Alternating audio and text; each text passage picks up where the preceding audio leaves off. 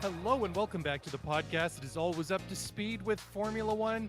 It is August 10th, 2021. It's summer break, but I guess we're not breaking here for the summer. Well, we kind of are. Anyways, Mark and Mark, Mr. Daly, Mr. Hamilton, welcome you back to the show for this Monday night. I guess Tuesday by the time this drops. Anyways, Mark, how the heck are you? It's nice to be home. It's nice to be back in the studio with all mod cons and access to proper audio equipment. But did you survive without me? I It, mean, it was a challenge, and I'm more honestly, I'm a little more concerned about you.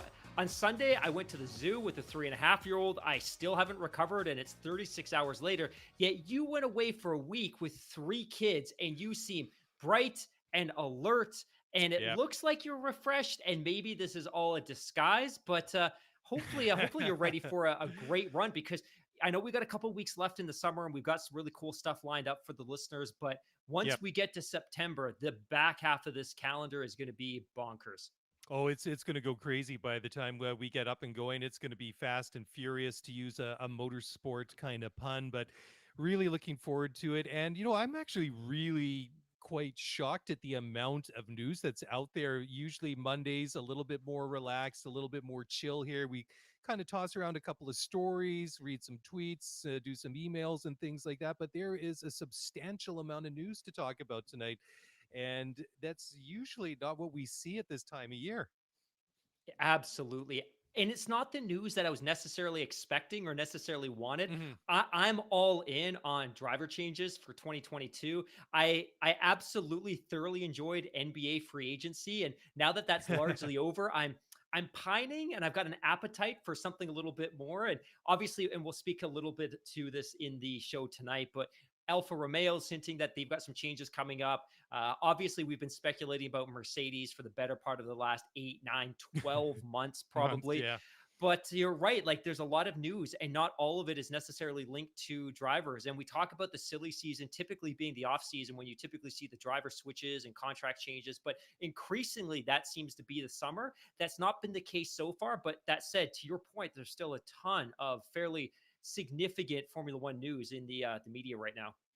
Well, I guess the first one, and this one I'm not really surprised, or maybe I am. I'm not really sure which way to go on this, but the first one is that the FIA has basically tossed out Sebastian Vettel and Aston Martin's appeal of the penalty and the disqualification he had at the Hungarian Grand Prix about a week and a half ago.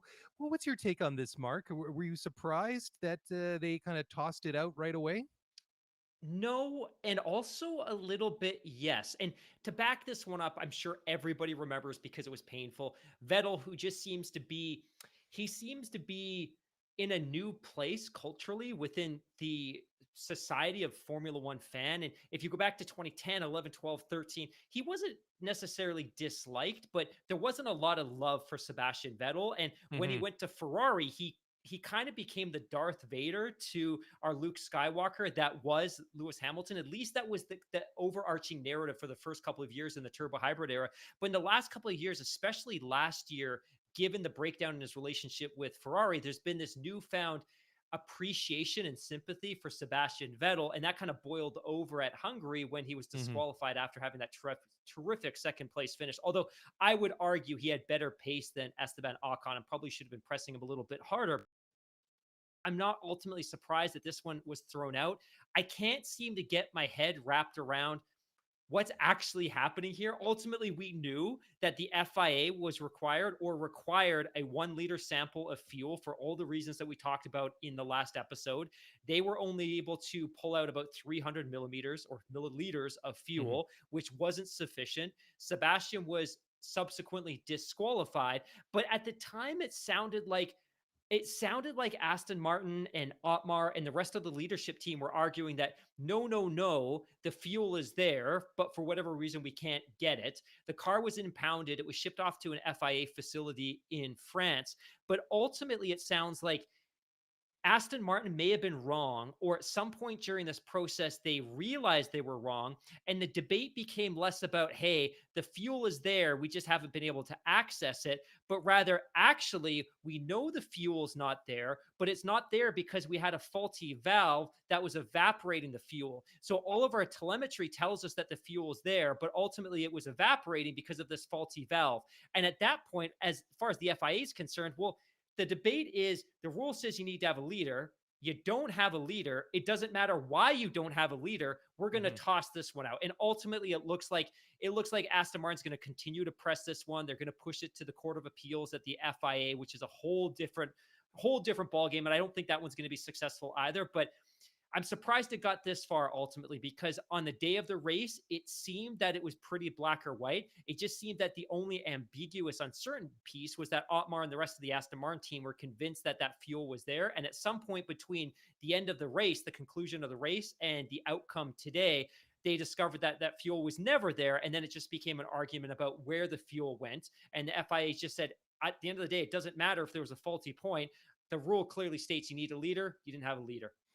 And I think that's for me I guess the crux of the whole issue was that I was very surprised when this was ruled upon, if you want to call it that, that they made the announcement earlier today on Monday that there wasn't anything to this. They actually didn't have the leader and all these different things that you just mentioned, because my takeaway from the Hungarian Grand Prix was that it was very much, oh yeah, the fuel's there, we just can't get to it. Exactly, It turns out it, exactly, exactly. and that's a bit of the surprise. But in light of that, I guess it really isn't very surprising at all that they decided to toss it out. So And we yeah, talked a little bit about this one on the Spaces chat last week as well. yeah, And honestly, a lot of listeners reached out over the course of the last 6 or 7 days, and their point was, this is the kind of thing that will turn North Americans or new fans off of Formula One. That he's ultimately disqualified, but we've seen much more egregious things happen, and there hasn't been any penalty.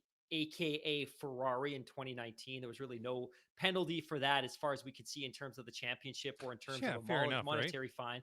But ultimately, this one is in the technical regulations. It's black or white. It's really unfortunate. It wasn't a good look, but ultimately he was disqualified. And the other debate that seems to be prevalent on the internet right now, at least on F1 Twitter and F1 Reddit, is, well, you know what? Take the points away from Aston Martin in the Constructors' Championship, but don't take them away from Vettel. But ultimately, if the Hmm. fuel wasn't there, you could argue that maybe he was running and he may not have known, maybe of unbeknownst to him, but ultimately there could have been some concoction, or there could have been some cocktail in that fluid that the FIA wouldn't have been able to successfully test for. And furthermore, there's always that weight advantage that we don't necessarily know if the car had enough fuel in it at the beginning of the race, as far as the technical regulations are concerned, or the sporting regulations. So ultimately, he should have had the points deducted. They were deducted. Formula One is a team sport. The Mhm. disqualification was correct. Again, it's unfortunate, but the teams know the rules. Ultimately, they know the rules. Yeah, so it'll be interesting now to see whether or not this appeal against the penalty itself stands, or whether that's going to be tossed out as well. So I'm very, I'd say, intrigued by the way that they've really dug their teeth into this one. It seems, come hell or high water, that they're just going to Yeah, fight whatever they can on whatever angle they can. But very anyways, true.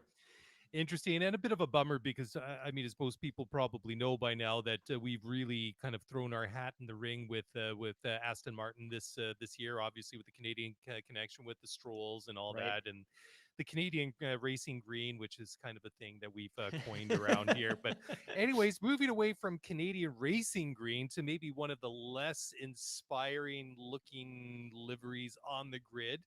So I'm referring now to, well, this little headline, anyways, that Mercedes think that the recent FIA directive has slowed down Honda.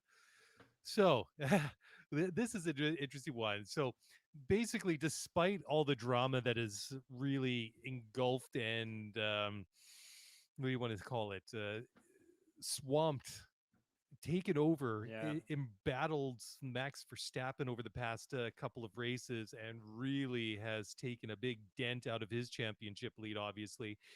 Mercedes actually think that Honda and Red Bull have lost some of their performance because of some of the FIA directives recently. This is an interesting story, and it's something I've tried to better substantiate. So Ultimately, this is a report that's being linked back to a German autosport magazine, Automotor and Sports. It seems as though somebody within the Mercedes factory, somebody within the Mercedes organization is suggesting that there was an FIA directive that has ultimately impacted Honda, that has ultimately impacted Red Bull, and that at some point during the course of this campaign, they may have brought an upgrade to a race that had provided some optimizations in terms of the way that the power unit operates energy management. So when we talk about energy management, you can probably extract or extrapolate from that that is linked to the MGU H, the MGUK, the battery system, the way that the power is fed into the turbo to keep it spooled at all times. It's something to do with energy management. Ultimately, it seems, or at least that this source within the Mercedes team is alluding to the fact that the FIA had basically applied a directive towards the Red Bull team, and that these directives are typically pretty secretive and they're not well known outside of Formula One. In fact, typically, as it's indicated in this article, competing teams wouldn't necessarily know about this. So unless this is a Hmm. leak that went from Red Bull to Mercedes, and then somebody from Mercedes is passing on that leak, I don't know. It's juicy to talk about that. It seemed that there seemed to have been a power loss. At least it's hard to substantiate or understand why Mercedes improved so much since Silverstone. We know they brought an aero upgrade, but it's juicy to talk about this, but it's just really difficult to substantiate whether there's anything here. And again, these directives aren't made public. They're not made public within the F1 community or other teams. So even if this happened, nobody would actually know unless it was Red Bull or Honda. And I would highly, highly, highly doubt that they would ever offer this up for public consumption. Yeah, it just one thing that sort of popped into my mind while you were talking, and while I was just sort of thinking about this a little bit, is that if this is actually the case, maybe it just gives a little bit more context to why they just would not let go of the whole Silverstone thing and Hamilton being a dirty driver and pushing that whole issue and the appeal of that 10-second penalty that he got, that all this subversive stuff that goes off of goes on behind the scenes and things like that. Who knows? I mean, I'm just purely speculating here, but like you say, it's kind of fun to talk about these things and think And as about we them. But talk about this, and this is the great thing about doing these shows the way we do it, somebody's just feeding me some additional context here. Apparently, uh, Red Bull may have been using more of their energy recovery system than is permissible as per the technical regulations. hmm. It's understood that a number of teams, including Mercedes, were aware of this, but chose not to report it. Apparently, during a regular scrutineering process, FIA delegates may have actually spotted that this was happening, who in turn informed the stewards, who in turn Hmm. issued a directive. As this article or as this statement goes on, the directive isn't normally sent to all the teams, not just Red Bull, but when a directive is sent to the teams, it means either the FIA suspects a team of using a loophole or thinks other teams may be doing similar things. But ultimately, this is, again, this is unsubstantiated. It's just something that somebody sent me that kind of ties into this article, but it kind of speaks to the fact that if we're talking about energy management, it's probably ERS. But it's also Yeah. interesting that Mercedes apparently wasn't the one that reported them, but rather that the FIA picked up on this themselves. Very interesting. It just never stops. There's so much going on the track this year and off the track as well. So It has true. been such an unusual year in that respect. Now, another one, this is one that we just kind of threw into the show outline almost at the last moment here. And this one is something that I actually find quite surprising. And this is the fact that, and I love the way that this is being worded, is that Ferrari are ready to unleash what they're calling a significant F1 engine upgrade. And I just love that term unleash, because this seems like it's going to be some serious business. So they're going to be unleashing this upgrade later this season, and it's the final power unit or components that they're going to introduce for 2021. And it's so funny because when you go back to a year ago, I mean, COVID and pandemic and shutdowns and rescheduled seasons notwithstanding, I mean, the language, the tone that was coming out of Maranello, it almost seemed very defeatist. It seemed very resigned to the fact that they weren't really expecting to be able to do anything for maybe the better part of a year, maybe two, maybe Right. 2023 was the time frame that they were using. And I'm quietly, or maybe quietly, they've kind of snuck up on all of us. I don't know if maybe they were. I don't think it was sort of a little bit of a sleight of hand. I think that they were being quite realistic of their I guess their performance and their estimates. But I think that in doing so, I think that what they've done is perhaps they've maybe surprised themselves. I think maybe they've extracted more performance out of this car and out of this power unit than maybe they themselves expected. This upgrade is a bit of a surprise as well, partly because I don't think most fans, including myself, necessarily understood the transitionary nature of the power unit formula. We know that the spec is going to be frozen going into 2022, and we also knew that teams were allowed to make one not insignificant overhaul or refresh of the power unit package going into the 2021 season. And once they had done that, once they had refreshed all of the individual components, that's it. You're locked in. So if you were, say, the Golden Hawks Formula One racing team and you refresh the entire power unit going into winter testing, you're done. You're locked and loaded. Now, you could make changes, but as we've discussed in previous episodes, those changes, those upgrades have to be linked more to reliability than anything Hmm. that is specifically engineered to deliver more power. Now, as we've discussed in a lot of our spaces chats, sometimes it's very difficult to disseminate the difference between a reliability upgrade and a performance upgrade because sometimes they're the same thing. But as it turns out, Ferrari had only delivered limited upgrades to its power unit at the beginning of the season. So whereas teams like Mercedes and Honda had brought in fully refreshed, fully revamped power units at the beginning of the campaign, Hmm. Ferrari had only updated a few select components. So they still have all of these upgrades that they're still able to deliver before they get locked in for the 2022 season. So the question here is one of timing, which is, did they always intend to deliver a late season refresh and upgrade to their power unit as is permissible under the current guidelines? Or did they originally plan to introduce the power unit upgrade in time for the 2022 season? So it was locked and loaded for 2022. But at some point, they decided consciously that, hey, we're going to deliver this early, either because one, we think there's a shot to finish higher in the Constructors' Championship. Maybe they thought they would be trailing McLaren more than they are. And now that they're in a neck and neck race, maybe they think that third place in the championship is a legitimate shot for them. And of course, the windfall of cash that would come with it. Not that they necessarily need it, but maybe also because they want to use the back half of the 2022 or the 2021 season to do a shakedown on that power unit so that they've got a really good sense of what they're working with going into 2022. Because remember, as soon as they deliver these upgrades, you're locked and loaded. And maybe their plan always was that, hey, we're just going to use the 2021 season. We're going to continue to define and refine and evolve that engine spec until we get to the end of the 2021 season. Then we have to announce our spec. It gets locked in for 2022. Maybe they're just at a position now where, hey, we think it's ready to go. We're going to bring it out. We're going to do a shakedown. We're going to continue to iterate conceptually through reliability upgrades, but maybe that's the perspective. The weird thing, though, is if they're going to bring a power unit that delivers more horsepower, which is what speculated this upgrade is obviously going to do, this isn't necessarily a reliability upgrade. This is a upgrade that's going to deliver incremental horsepower. It's speculated that it could be as much as 25 to 50 horsepower. Highly unlikely it's going to be 40 to 50. It's probably in the nature of 25 horsepower. But if that's the case and you're able to deliver this upgrade, you got to deliver this now. You need this for Spa and you need this for Monza, which are two of the highest speed, fastest tracks on the calendar. But it For sounds like sure. they won't be delivering them until after the first three races of the back half of the calendar.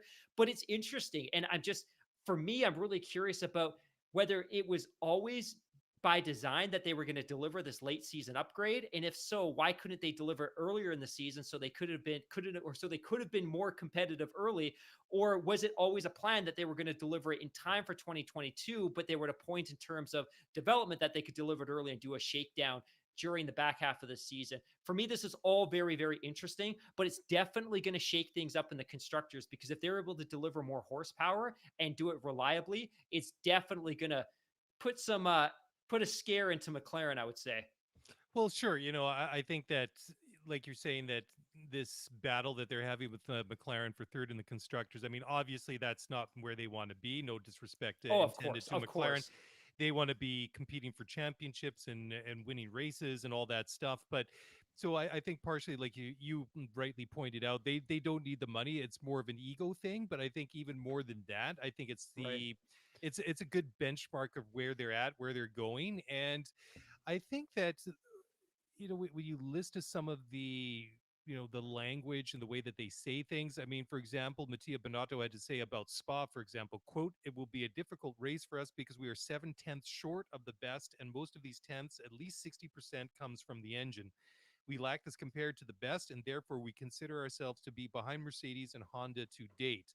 On a track like Belgium, if you look at our simulations, it's a track where the engine matters a lot, and on a qualifying lap, I think the difference will be significant," end quote. So I think that maybe one of my takeaways is that I think that they're being very measured. I don't think that they're necessarily rushing things. And I think that just backtracking and going back to, say, 2020 and this sort of short to midterm range project that they're working on, is that by maybe putting that 2022 or 2023 date out there, is they're giving themselves time to really build it properly rather than just kind of throwing a bunch of things together and really rushing it on out on the track. But the proof will be when these cars are actually competitive with the top two. But certainly I think that they've quietly surprised a lot of people, myself included, this year in some of the results and some of the things that they've done. And it'll be fun to watch when they actually put these bits into the car, how they actually improve or don't.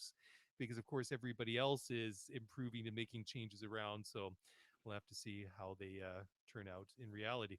Anyways, Mark, let's take a really quick break here. When we come back, still lots of interesting and cool things to talk about, and we'll do so on the flip side. So, guys, don't go away. We'll be back in just one moment.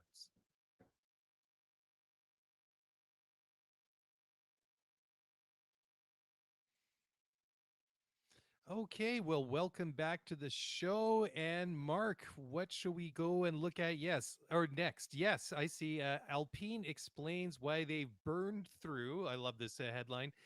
And their allocation of exhaust. This is interesting. Anyways, do you want to take this one away? Yeah, just kind of building on what we were talking about a couple of minutes ago, I think it's important for our listeners, and I think most people get this now. At least that's the sense I get listening to the chatter on Twitter and on our Spaces chat and things like that. But we talk so much about the fact that in Formula One, we're in a world where cost cap matters and parity matters and competitive balance matters. And there was a time in Formula One where there were no allocations or limits on the number of components you could put in a car. If you were a big, rich team and you wanted to deliver a new power unit every single race, you could do that. And over the years, Formula One, in a bid to control costs and make the sport more palatable to a bigger number of teams and manufacturers and OEMs, have started instituting allocations and limits on the number of components that can be replaced. And we know for Mm-hmm. gearboxes, I think it's 6 this year. The power unit is 3, down from 8 only a decade ago. And I think in the case of the exhaust, it's 8. In this case, it sounds like Alpine has burned through a large number of those, and they're ultimately going to have to be very, very, very cautious on the back half of the calendar, because when you get to the point where you've burned through your allocated number of components. So if you talk about power units, and we've talked so much about this with Charles Leclerc and Max Verstappen, that once you burn through your allocation, you can absolutely go from a eighth exhaust to a ninth exhaust, but ultimately there's going to be a penalty, and that's going to be a grid penalty. And that's ultimately discouraged or designed to discourage teams from operating in a fiscally inefficient way, because to ensure that there's competitive balance, that bigger Mm-hmm. teams that possibly do this get penalized in a meaningful way. But ultimately, the interesting thing here for me was less even about the fact that from a technical perspective, they've been burning through exhausts at an alarming rate. It was more that in this article, and this wasn't something I was aware of, Alpine revealed that they didn't deliver any power unit upgrades at all for 2019. So ultimately, they could have, and if they had, just like we spoke to a couple of minutes ago, that engine formula, that revised setup configuration would have been locked in for 2022. It sounds like they're continuing to iterate on a formula that dates back to 2019. So, for a number of reasons, COVID being one of the principal drivers, ultimately, they didn't deliver any meaningful engine upgrades in 2020 or It's incredible. 2021. So the principal basis of the engine that they're running today harkens back to the beginning of 2019. So it sounds like Alpine's principal concern here is designing, iterating, and developing a reliable and ultimately incredibly powerful power unit for 2022. So this is one Mhm. of those teams that really could surprise next season. And I was shocked by this because, of course, we saw them deliver a couple of podiums last year. And as we now know, they were delivering podiums on a power unit that was a year old, although that wasn't necessarily unheard of last year simply because of all the things that were happening due to COVID, especially when you talk about financial restrictions and things like that.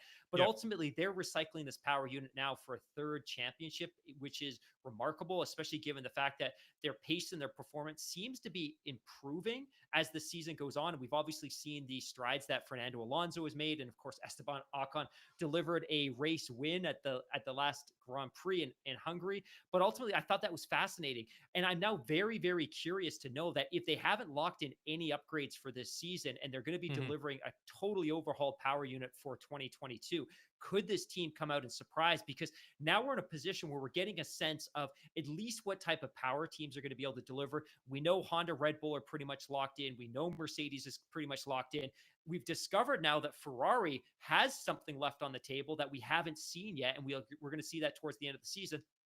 Alpine, meanwhile, could be a real wild card next year because, of course, the aero regulations, we don't know who's going to get it right, who's going to get it wrong. But one of the things that we now have to start accounting for is looking at these teams that maybe didn't deliver on their allowances in terms of power unit upgrades for 2021 and start wondering what are they going to bring in 2022. We know Haas didn't bring any meaningful upgrades. Now we know Alpine didn't bring any upgrades.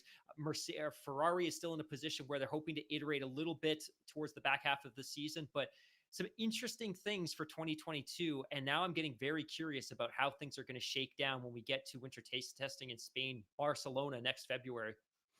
It is so funny. Just I find myself, or I find having to check myself all the time, just because we still have half a season basically to go, Oh, and this yeah. championship is still not decided by any stretch of the imagination. But I can't help but putting the cart before the horse almost. And when I hear all these little bits of nuggets kind of dropping, just all these little hints and statements for 2022, I kind of feel like I could skip ahead. You know how when you're watching Netflix or YouTube, where you can kind of just like skip ahead a little bit and then kind of like wind it back. I mean, obviously life is not like streaming, but still, I'm just so excited to see what's what happens for next year. Not just the cars, but also the engines, the wheels, the tires, the whole package. I mean, it really is an F1 nerd's dream come true. What we're going to see next year. And well, I mean, we're going to be talking about it obviously for a long excuse me, a long time. But yeah, let's just get the season out of the way, and then we can really go crazy on this. Okay, moving ahead.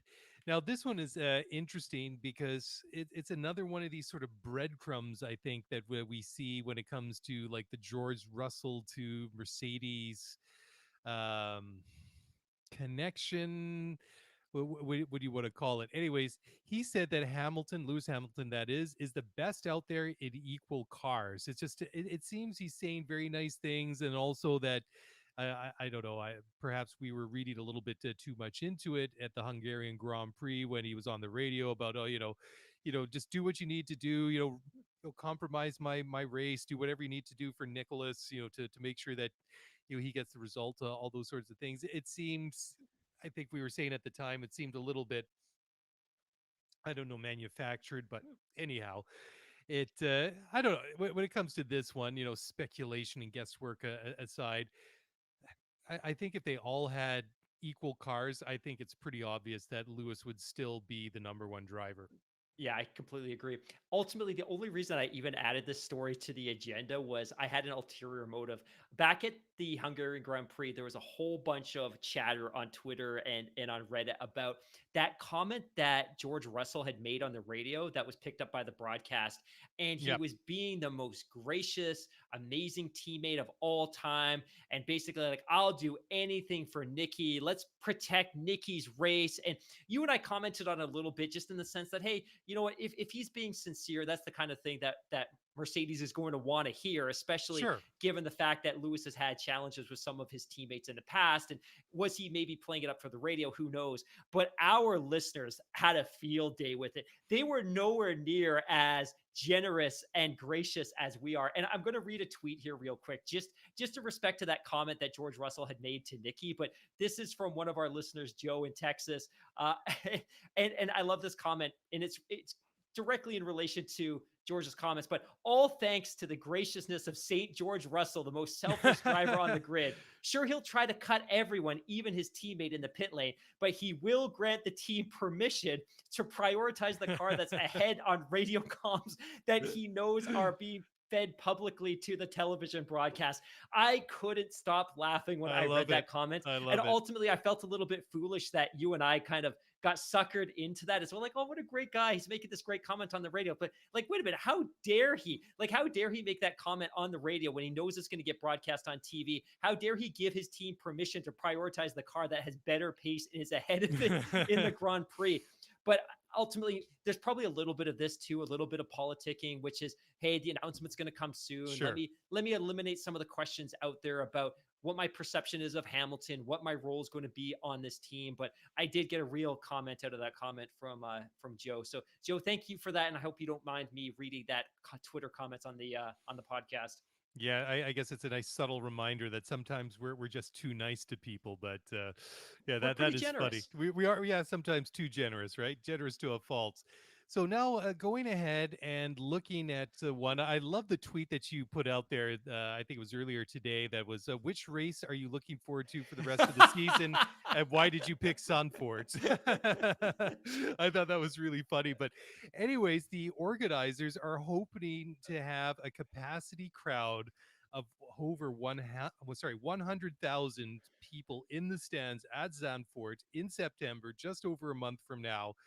And still, these sorts of things, I mean, if they can do it, great. But I mean, it really sort of blows my mind considering we're still kind of working our way. We're climbing out of the COVID swamp and getting back to normal. But I guess if they could pull it off with 100,000 people at Silverstone a couple of weeks ago, why could they not pull it off in Holland with the Dutch Grand Prix? I mean, it's obviously going to be a big event. I mean, they decided not to host it last year at the tail end of the season and decided let's postpone to 2021 when there's the possibility to get people back into the stands. And Mark Rutte, the Dutch Prime Minister, said that last week they're going to relax the COVID-19 restrictions, which basically ended a lockdown and all the restrictions that they had that had been going on since the beginning of June.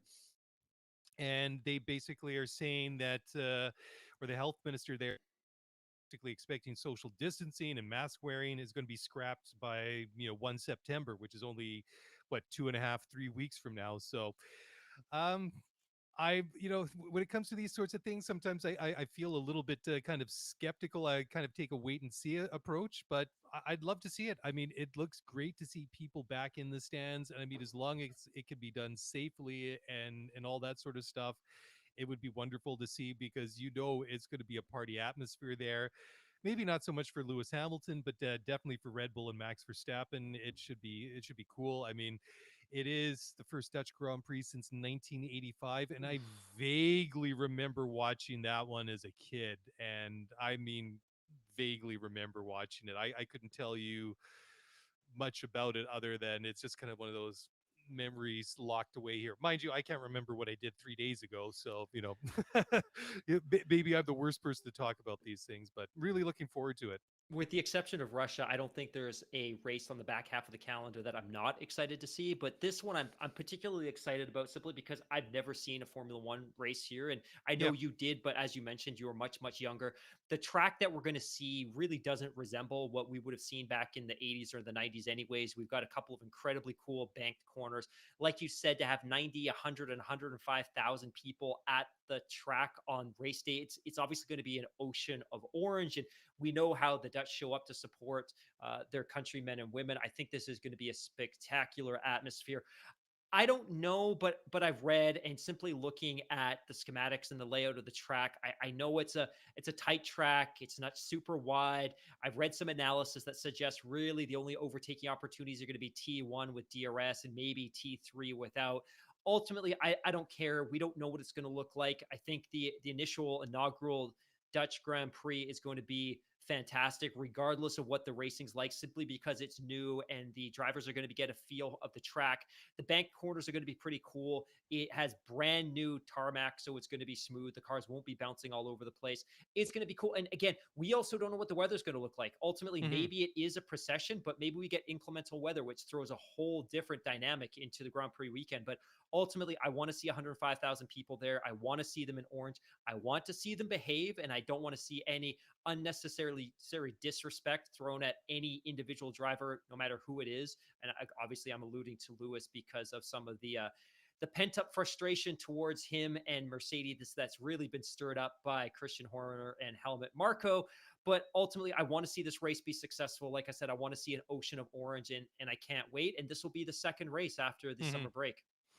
If memory serves well from all the years that I lived in Holland, I mean, September is usually a fairly decent and stable-ish month for weather. I mean, Zandvoort being right on the coast means that that can obviously change a little bit quicker than inland, and obviously wind can be a bit of an issue, and sometimes, as we know, that does affect the cars. But I'm really quite positive with the comments by Prime Minister Rutte and also De Jong, the health minister, and all the things that they've been saying just regarding the COVID restrictions being lifted and social distancing. So I mean, it seems really realistic that we're going to see a lot of people there, and I'm really, really looking forward to it because, yeah, it's been a long time coming, and for all the reasons that you said. I mean, the last time that I was actually in Zandvoort has been quite a long time ago, and I didn't actually go to watch any motorsport at the track there. My cousin was actually from England, was actually playing in the Dutch Open in a golf tournament there. So we went to go watch and cheer her on, but that was pretty cool. Can you, just for the benefit of our listeners, because you Yeah, know the geography and you know the area better than anyone, yeah. can you describe the location of the track? Where is it in proximity to any of the major metropolitan areas? Is it on the coast? Like, can you describe the location and what it's like to be there? So I'm just gonna pull up like an actual map here because I need a little bit sort of context. So Holland obviously is a very small country, and they have the Randstad, which is basically the three or four biggest cities. So you have Amsterdam, and then you have Den Haag, you have Rotterdam, and so Amsterdam is slightly further north than some of the other major cities, and then slightly inland to the east. You have Hilversum and Utrecht. Utrecht is where I worked for KPN Telecom for a good number of years, and that is the most densely populated part Hmm. of the country. So the track itself is pretty close to the coast, pretty close to the water and the down in the sand dunes, and it's unique. It's fairly scenic in its own unique kind of way. But when you look at the way that it is, where it's located, I'm just trying to find an actual location here on Google Maps so I can actually maybe pick off some distances here. And of course, now Google Maps is loading properly, and of course, whenever I need it. But anyways, it is a really really nice part of the world. So Cool. That's yeah, awesome. anyways, yeah, it's completely Yeah, and frozen like on you were me saying, now. I've got it on Google Maps here, and Yeah, this is such terrible podcasting, by the way. And it's terrible job on my part asking you a yeah, question on the spot. But the track itself, you're right. It looks like it's no more than a few hundred meters from the ocean, and yeah, it's literally carved. You're absolutely right. I'm doing Google Street View now just because I want to get a sense of the track. yeah. It's literally carved out of the sand dunes, which you can see prevalent on both sides of the track in some areas. Yeah. So basically, if you want context, so Amsterdam is the biggest and obviously most well known of the cities, in Holland. So it's a little bit more to the. It's a little bit more in the middle to the north of the country. So it's in the province of Noord-Holland, and so Zandvoort is basically due west of that. And then you have Den Ah, Haag, The Hague, which is the southwest, and then to a little bit southeast of Den Haag is Rotterdam, and then to the southeast of Amsterdam is Utrecht, and that is the most densest population wise of the entire country. And there's also very close to Zandvoort is Haarlem. I have a lot of friends there, and that is a wonderful city to go and visit as well. But yeah, the dunes or the Duinen, as they're called in Dutch. It's really quite picturesque. I mean, it's kind of rolling. It's quite nice. I mean, it's like you say. I mean, it's not like a big sprawling track. It's kind of winding and compact compared to say some of the other tracks that we see. But I mean, they've utilized the terrain there quite nicely. And what with all the upgrades that they've done, I'm really looking forward to seeing what this is going to look like with the bank turn and everything like that. I'm really looking forward to this for so many different and I reasons. beg your forgiveness because I think this is good context for the listeners too. Sure. When we say Zandvoort, is that specifically the name of the track or a local town or just the area as a whole? Well, it is, yeah. So it is actually Zandvoort. So I mean, there are some different. Well, I mean, there's the town just to the south of it, but the track itself is Zandvoort. I mean, Gotcha. basically, just right to the west and to the south of the track itself, there are some housing developments and stuff like that. And then you actually have there's a park there that basically borders the rest of Cool. the circuit to the north and to the east. It's wonderful. It's a really lovely part of the world. And like I say, anybody that goes to Holland, I mean, Amsterdam is a beautiful city, but it feels very different to the rest of Holland. It's very touristy. It has Hmm, a very international kind of feel to it. And I mean, obviously you get a lot of tourists, and like anywhere else, I mean, any other country that you go to, you always have to get off the beaten track a little bit to really get a sense of what the country is really like. I mean, I'm not putting down Amsterdam by any means. It's one of my most favorite cities anywhere, but Zandvoort is a great place to go. I mean, I mean, it's a real, a real destination for a lot of people. And again, Haarlem is a lovely city, which is kind of cool. halfway between Amsterdam and Zandvoort, and also Schiphol, the major airport, is pretty close by too. So anybody that's flying in and you're staying in Amsterdam or anywhere, you're not that far from the track itself. So it is pretty accessible. I mean, where I lived, it was, I mean, not that it's very far away by North American standards. It was about 100 miles away, right on the east coast of the country. Sorry, east coast, east part of the country, right on the border with Germany. But having a major motorway was didn't actually make the journey too unbearable to get there. So yeah, Cool. really looking forward to doing that. And Mark, let's take a quick break here, and then when we come back, we've still got well, quite a lot of things to talk about. And then we're going to read some tweets and some emails. So we'll do that in just a minute. So, guys, don't go away. We'll be back after this short break.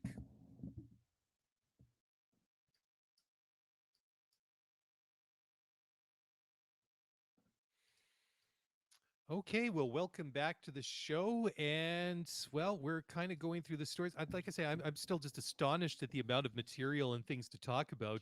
It's usually at this time of year, I'd usually just do one show because you're really scraping the bottom of the barrel, really, to find anything to talk about. But anyways, let's go back to the sprint races now. And this is something that you and we've been discussing on the show now for a good number of months. And just the format of the races itself, and we talked about the concept of majors, and then also maybe splitting them up if they're going to do the 4 or 5 times a year, try and split it up geographically, so you have North America, South America, Asia, Europe, the Middle East. So they're saying that they're going to focus the sprint format starting next year on what they call the historical races, and this is from the F1 CEO Stefano Domenicali.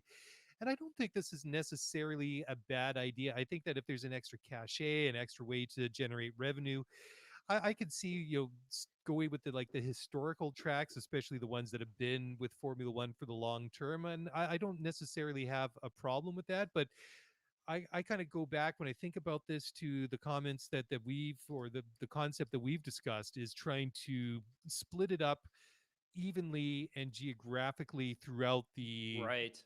throughout the schedule, so it's not too weighted too much to the front end of the schedule or the back end of the schedule. I could see maybe wanting to have a bit of flexibility, because if you have a real tight championship battle, maybe you want to do something like that. We've talked about that recently, that perhaps they're going to do that at the end of the season and switch it around, and perhaps do it at Abu Dhabi or something like that, or maybe one of the other races. But I just want to see it evenly distributed, time wise, schedule wise, and also geographically. So however they figure that out, and figure out which are the historical races, I guess, is the $1 million question. I think we can probably put a pin in two of them already, right? Just based on what we've seen this year and just based on their relevance and their historical prominence within the Formula One calendar. I think obviously Silverstone, the British Grand Prix, is probably going to be a lock moving forward.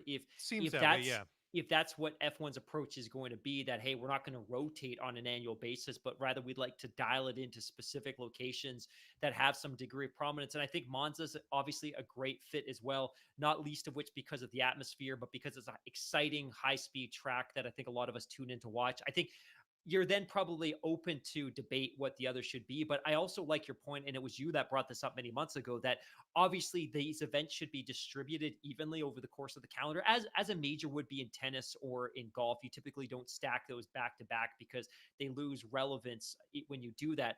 But I Hmm. think the debate becomes, if you're going to put two in Europe, you're going to put one in Western Europe, you're going to put one in Italy. Where do you put the other two? And I don't know where that's necessarily going to be. It sounds like, and it's crazy to think that we're sitting here on August 9th and we only know where the first two are. We know there's going to be three this year. We've already Hmm. experienced one at Silverstone.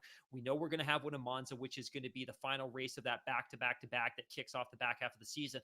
But we don't officially know where the third one's going to be this year, which is crazy. But I like your point that they should be regionally or geographically distributed as much as they are in terms of an equal distribution amongst the calendar. And for me, Interlagos, maybe. I don't know that that race is going to happen this year. I'm not confident. I don't think Japan's going to happen. And I think come next week, once the Olympics are kind of in the rear view mirror a little bit, I think Japanese officials will probably announce that that's not going to happen.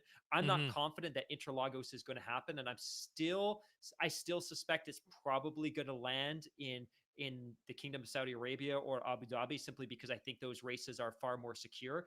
But to your point, I don't know where the others would be. Maybe Coda as a mechanism to continue to build that following in the US, but also to Yeah. create some differentiation between it and Miami and Canada. Now that we're going to have three races on this continent, well, four if you include Mexico City. But from your perspective, if you were to lock in Silverstone and if you were to lock in Monza, where else would you like to see the other two?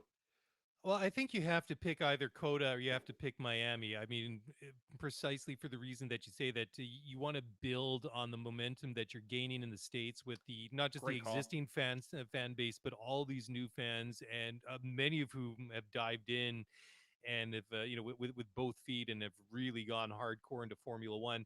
And you've got two tracks now that you can pick from. So I guess basically you have to take a look at the timing, because what are we looking for Miami? I've kind of heard maybe May or something kind of Well, tossed out for a that's the date or next something. story, Yeah. actually. That's going to So be our next story. that's a nice segue. So a little tease on that one. So again, for me, it's a question of balance, and so I think you got to pick. I think you got to pick one of those two. And like you say, I mean, Silverstone just seems like an obvious lock, as does Monza. I don't know for as far as a like an Asian destination. I mean, Suzuka is a great track. I don't know if the Japanese Grand Prix, is. I mean, historically, I mean they've been on the schedule forever, so I mean it would fit that context.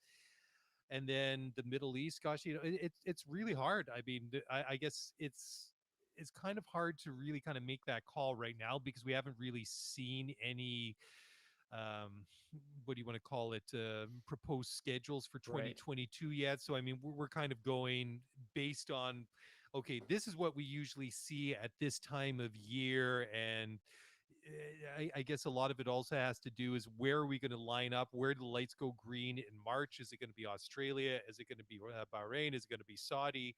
Where does Australia fit into it? So at this point, it's a little bit kind of hard to tell, or for me to really make a definitive call on that, just because we haven't seen a proposed schedule for 2022. But I think that that would be my call for one. So Cool. UK, Monza, one of the two American tracks, Suzuka, and then one other, pick maybe one of the Middle Eastern tracks, maybe Abu Dhabi, because I mean, it's obviously more of a newer track, but it's been the season finale. But then if the championship is up for, or isn't up for grabs, is it really worth having like the sprint qualifying for a race that potentially means nothing if somebody's wrapped up the championship a race or two or three or four or whatever early? Right. So tough call. Okay, so let's go to the next one since I've already Yeah, you teased hinted this at one that. So inadvertently. yeah, I kind of raid on your parade a little bit. What you take away this one since you'd Oh, already I don't know if you rained on my parade, but I think this is an exciting story because this is a yep, race that I'm fully motivated to attend. I'm on the sure, pre-sale list, yep, whatever that means. Hopefully, I'll get that text message, that email in the next couple of months saying I can buy yep, tickets for goodness knows how much money. But it is interesting, and just kind of backtrack. Typically, what we see in the world of Formula One is Formula One, the FIA, Liberty, they'll come forward and they'll release a draft schedule. I think usually sometime around September, maybe October, right? yeah, For the following season. So we're still a couple weeks away, but even in advance, you can start fitting together the jigsaw puzzle. So we know that next year, because contractually they own it, we know that the season finale in 2022 is going to be in Abu Dhabi. We yep, also know, because this has already been announced, because some of the hosting organizations have spoken to this. We know the season's going to open next year in Bahrain, and we know a week later we're going to go to Jeddah. So you can hmm start piecing some things together. A story that came out earlier this week seems to suggest that the Miami race is going to be in the front half of May. Now, this is curious because another story that came out in this last week is that Monaco, by all accounts, is locked and loaded for May 29th. So the question is, it's probably very unlikely that they would therefore run the Miami race on May 22nd, which means it's probably going to be somewhere around the 7th, I guess the 8th or the 15th. So the other interesting thing that we've learned is now we know at the beginning of the season, we're going to start in Bahrain. We're going to go to Jeddah. We're probably then going to jump to Australia. At hmm some point, we're going to migrate back to North America because we're going to have that race in Miami. And what's interesting is that a lot of people assume, including myself, had assumed that Miami, for logistical reasons, was going to be linked up with Canada. That's not apparently what's going to happen. So we're going to be in Miami in the front half of May. We're going to bounce back to Europe for Monaco. I'm not sure where Baku fits into this. Where they're going to bounce or back Spain. to or Spain. We're going to bounce back to North America for Canada, back to Europe, and then we'll be back in North America for Austin and Mexico City, which will be linked up. But it is very interesting that next year we're going to make 3 separate independent trips to North America. So not only are we inching closer and closer to this world of that 25 race calendar, but in the past where they would at least compensate teams by trying to link races together on a geographical basis, it seems like we're seeing less and less and less of that. So we're going to see a little bit of it, but to me, it's very, very strange that we're going to do that. Now, it's probably a good news story for Canada because I think for Canada, if it's got some degree of separation from the Miami event and it's got some degree of separation from the Austin event, that's good. It's good news for them because you get that additional exposure. It's easier to sell sponsorship dollars and things like that. It's also good for Miami to be independent, and it's really good for COTA. And to your earlier point too, I think COTA would ultimately be a really good fit for for a sprint qualifying race weekend. I think if I'm Coda and I'm the race organizers there, now for the first time in the history of that event, I've got to compete not only with Mexico City, which didn't exist when I got that race, I've got to Hmm. compete with Canada, which obviously was there, but now I'm competing with Miami. So you go from a situation where, hey, when we first splurged on this event, there was 2 races in North America, so now there's 4. What are you going to do for me? So that seems like it's a good fit. But ultimately, the story here is Miami's going to be in the front half of May. It's not going to be linked with Canada. They're going to bounce back to Europe for Monaco, and we are starting to put together a picture of what the calendar is going to look like. And hopefully, within the next month or so, that's a story we'll be able to share on the air and start picking apart what the calendar is going to look like next year.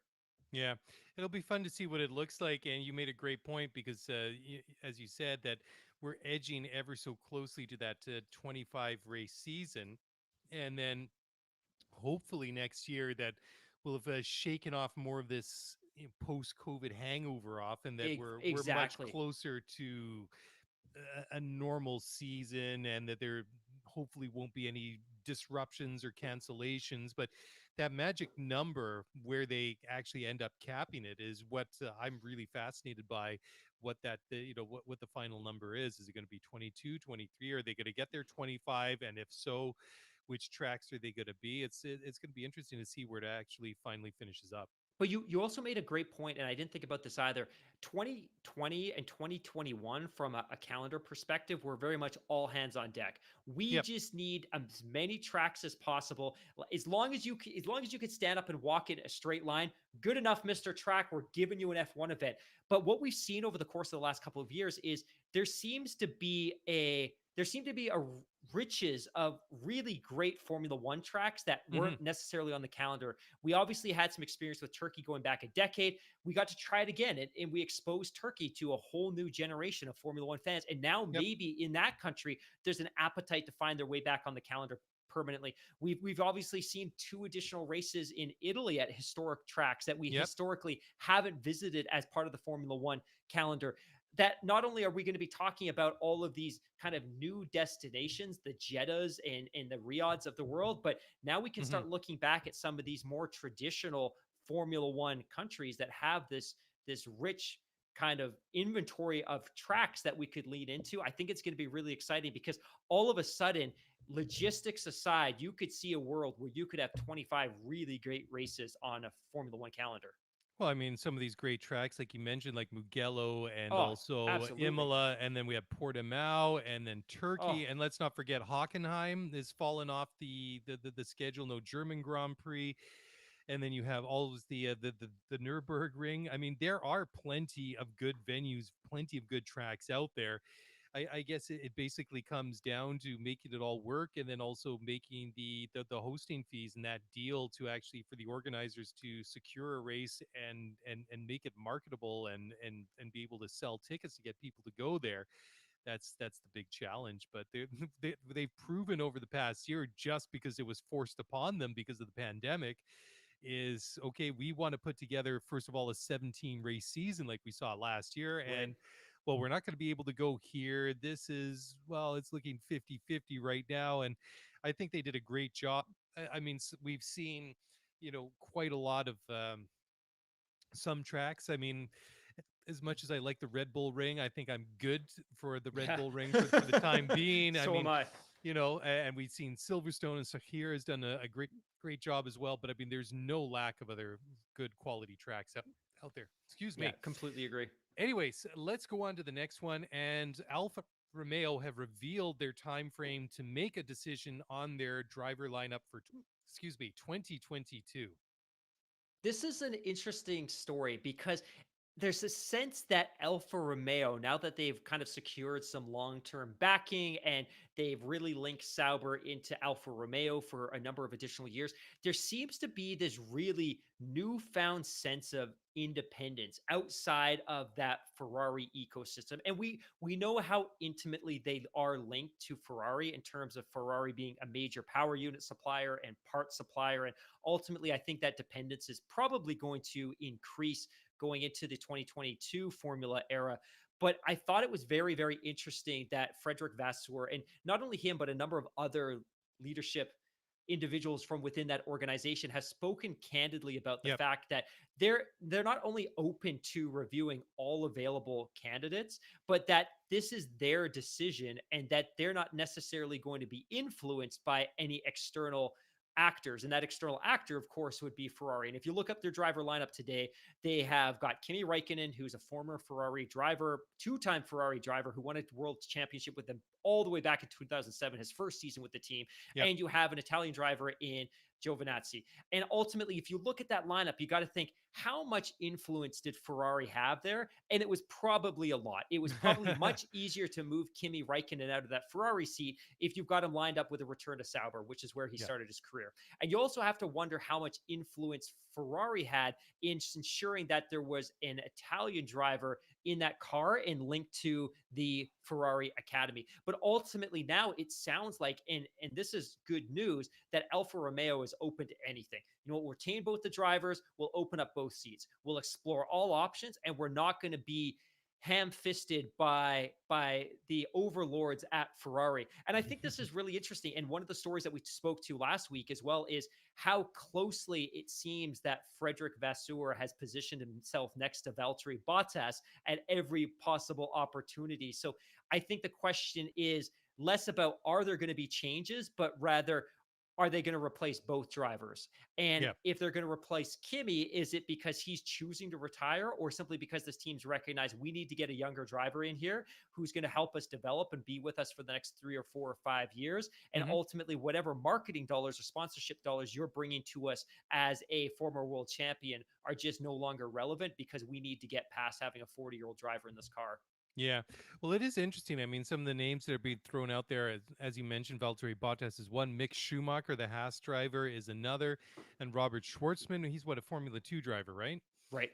Yeah, are the names that have kind of percolated and surfaced over the past couple of days or weeks or so, and I think it's very interesting, and I love what Vasseur is saying, and I think he's being quite bold. So I think so. I it think that's the right word. He's being bold. yeah, it will be interesting to see how this plays out and whether or not they replace either one or both of Raikkonen and Giovinazzi, and then who actually comes in. Because let's not forget that Mick Schumacher is a Ferrari Academy driver, and of course, that is the logical track is to go from Haas, which is a Ferrari customer team, to Alfa Romeo Sauber, which is a Ferrari customer team, kind of going that next Right. step up with the ultimate goal that, or I guess track, you could say, that ultimately one of these days he could end up being a Ferrari driver, which of course his dad was, and won 5 world championships with the Scuderia. So that's interesting. So he's saying September. So we'll know in the next 4 to 6 weeks, I would assume, that what their lineup is going to be. But yeah, bold. That's the word that keeps popping into mind.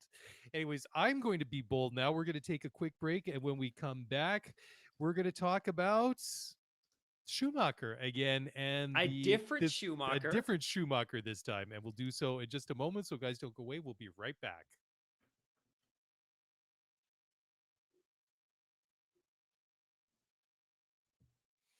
Okay, well, welcome back to the show. And yes, we are going to talk about a different Schumacher, but not necessarily a different one, because I did just mention him, maybe not directly, but Mick's dad, Michael, is, well, I mean, he's not coming out, but Netflix is releasing a Schumacher documentary, which is going to drop in about a month, sometime in September. And I can't help but thinking, is the timing not just a little bit off? Wouldn't this been like the perfect thing to drop during the summer break to, for our Formula One Jones? But anyways, joking aside, I think that this is great. Really looking forward to see what this is going to be like. And I mean, he was a polarizing figure in his own right. I mean, he really stormed onto the scene in '92 with Jordan, and from there very quickly went to Benetton, where he won 2 world championships, and then to Ferrari, where he won another 5, and then had a brief retirement, and then came back with a Mercedes, where he finished his career in Formula One. Never improved on the 7 world championships, which I don't know he necessarily intended to in his swan song with Mercedes. But really looking forward to seeing what this is going to be like. It's going to be fairly long. It's going to be just under an hour, 2 hours long, and it's going to be different than DTS, which is obviously an entire season of several episodes of about say 45 minutes to 60 minutes each, depending on it. So really excited to see what this is going to be like. I think one of the things that's going to make this so special is it's less about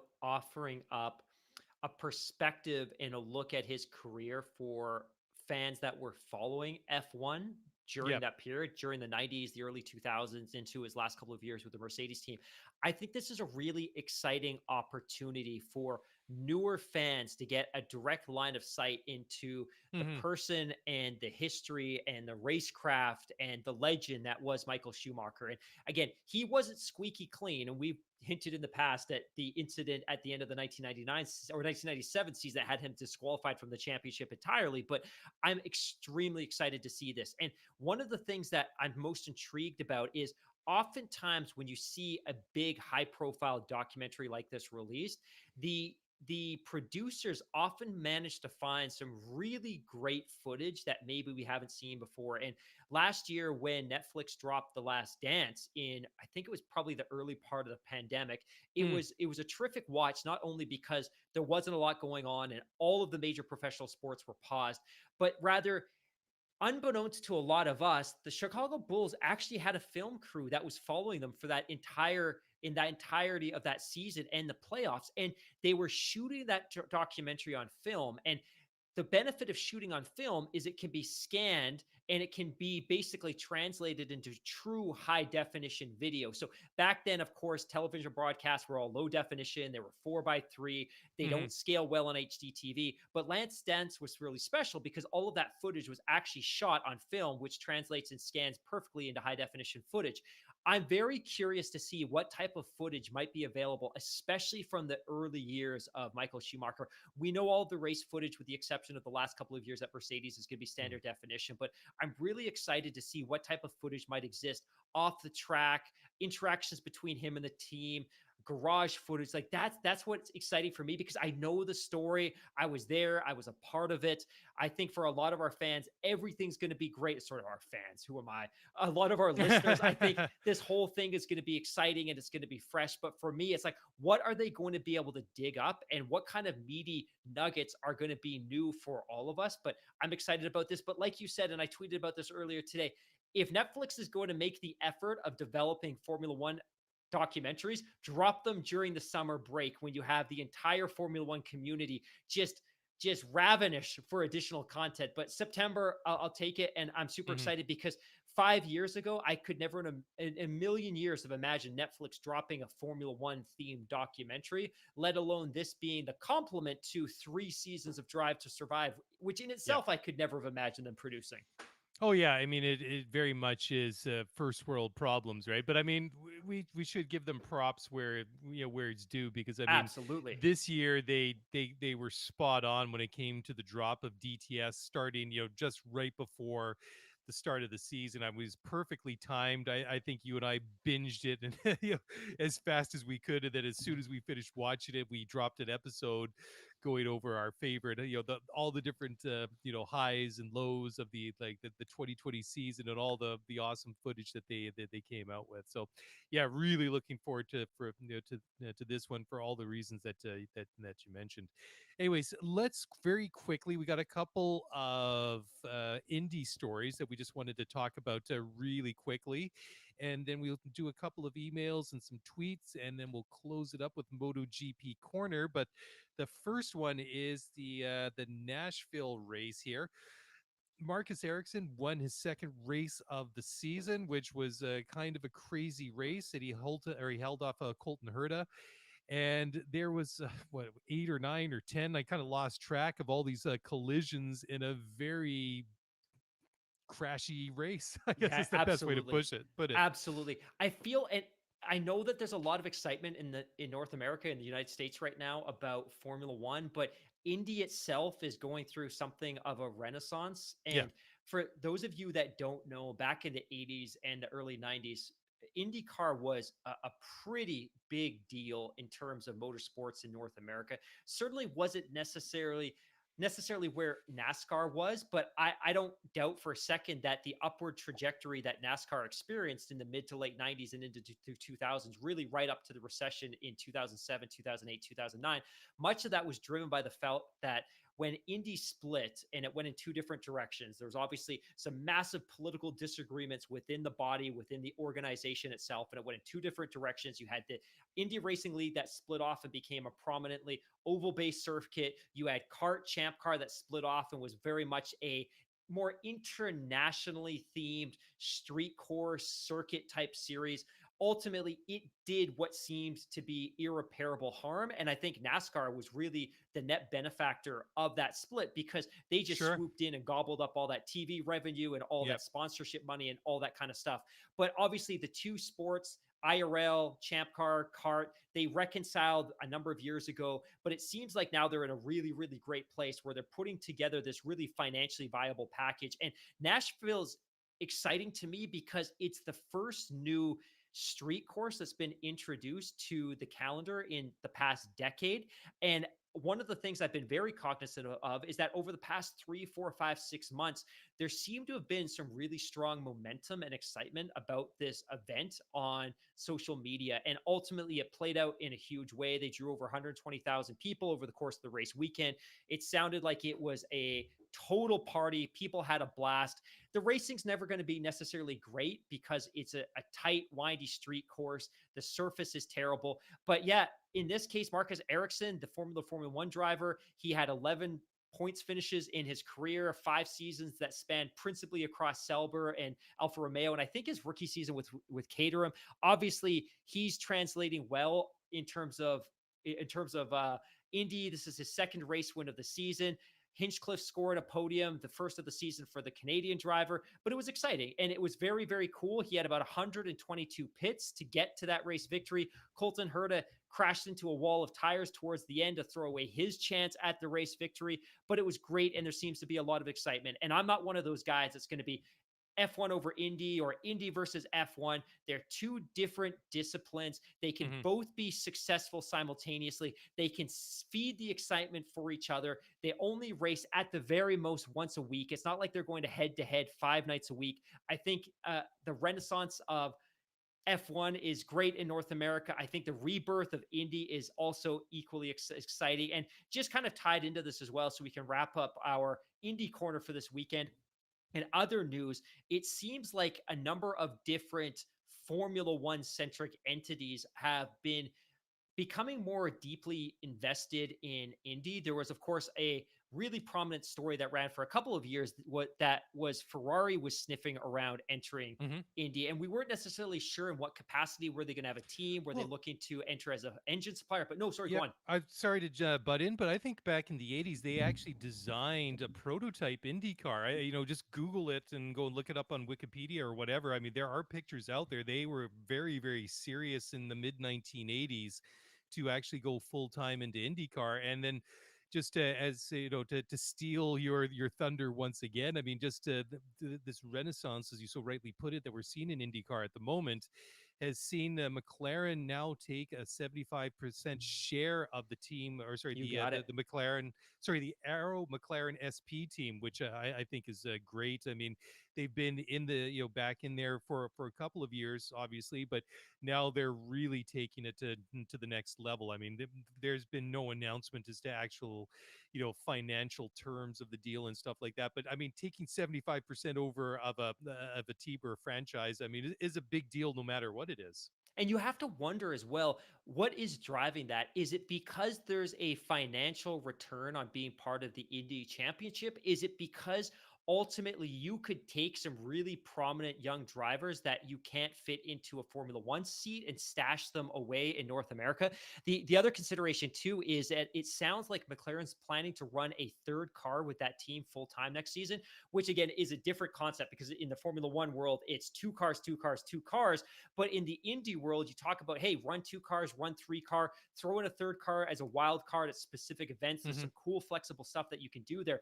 But McLaren seems to be very much invested in their Indy adventure now, that they went in with a soft investment with Aero SP originally. It sounds like they're going to take a majority stake in that team. They're going to invest in having a third car full time for the 2022 calendar.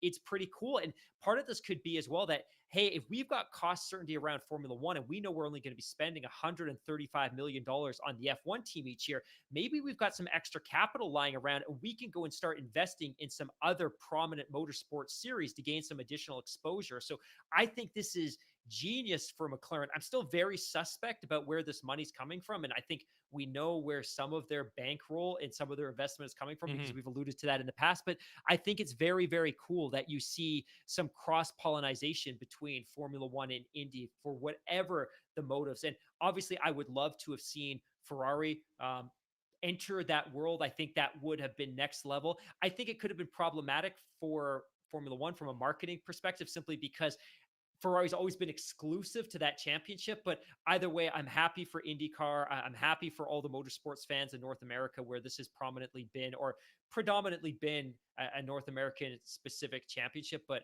very, very cool nonetheless. Yeah, absolutely. Hey, let's take one final break, Mark, and then when we come back, we'll do MotoGP Corner. We'll do a couple tweets, couple of emails, and we'll do so in just a moment. So, guys, don't go away. We'll be right back.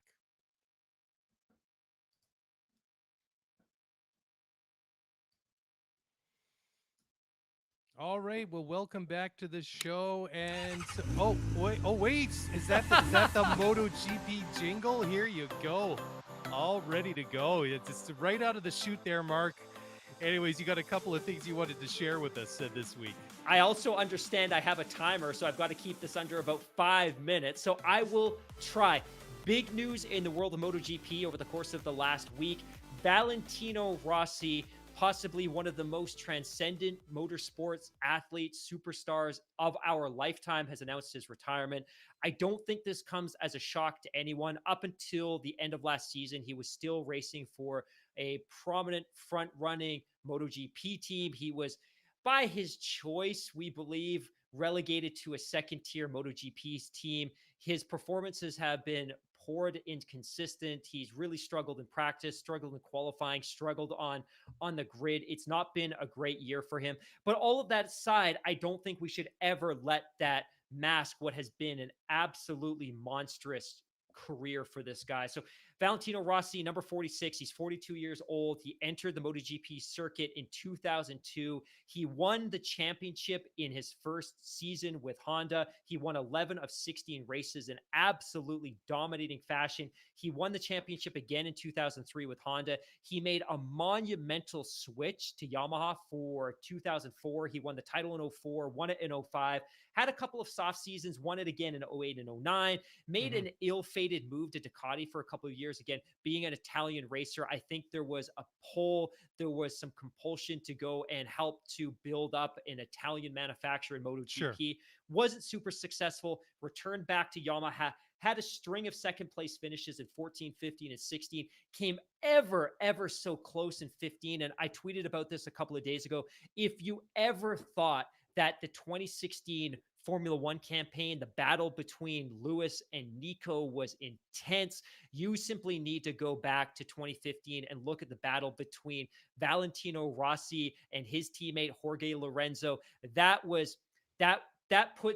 it really made the Nico Lewis battle seem like a daycare squabble. It was intense. It was crazy. And ultimately it culminated in the fact that there was contact between Marc Marquez and Valentino Rossi in the penultimate race in 2015 at Malaysia. There was contact between Rossi and Marquez. It was a story that exploded beyond the world of MotoGP. Formula One drivers were commenting on it. Politicians were getting involved. But ultimately, Valentino was placed at the back of the grid for the final race of the season at Valencia. He carved his way through the field, got up to the fourth place. It wasn't enough. He lost the championship. But ultimately, the greatest MotoGP racer of all time, arguably one of the greatest motorsports athletes of all time. And one of the stories that I kind of want to speak to as well is that between 2004 and 2010, Valentino tested extensively with Ferrari. And it's Hmm. generally understood that in some years, he was only as little as a second off of the pace that was being set by Michael Schumacher. And this could be one of those things that's been built up as mythology over time, but it's Sure. generally understood that there was a seat that would have been available for him in the '07 season, which would have been incredible because we could have had a season where you had a rookie Valentino Rossi and a rookie Lewis Hamilton.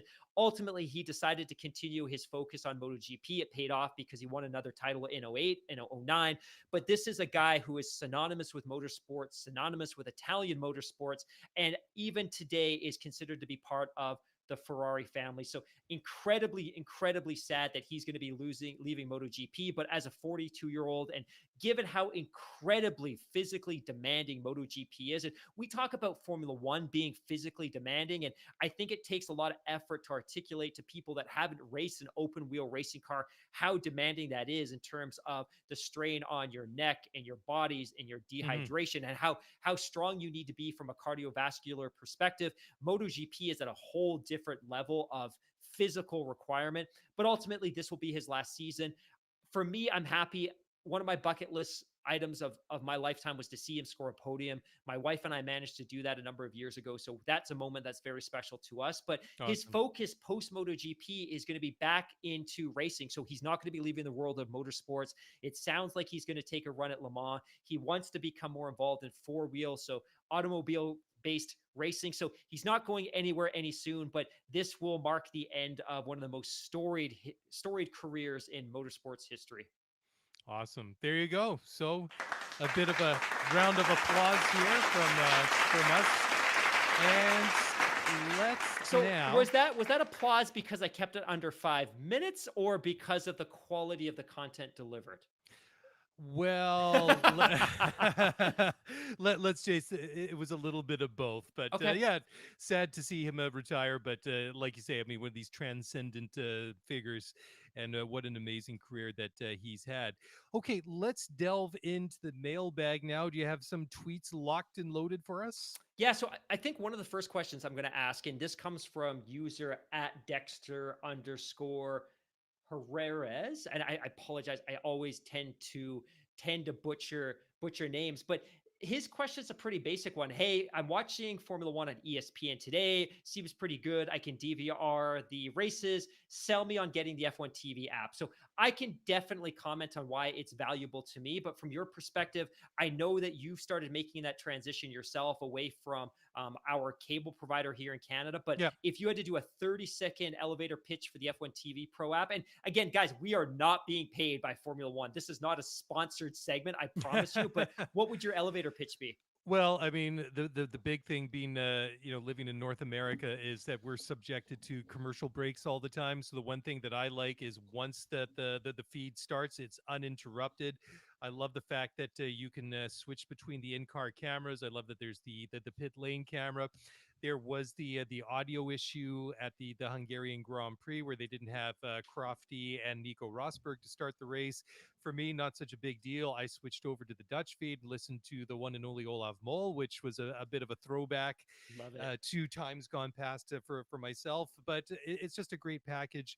I also love that you get the access to the race radio and the telemetry and all that all the nerdy stuff too. So that's basically why I like it. I think it's fairly affordable too. I mean, compared to some of the other ones. I mean, I'm getting ready to drop a season subscription for DAZN, so that's gonna be a fairly hefty one. And I think that F1 TV Pro comes in at about, what is it, about $70 for a year. I mean, Yeah.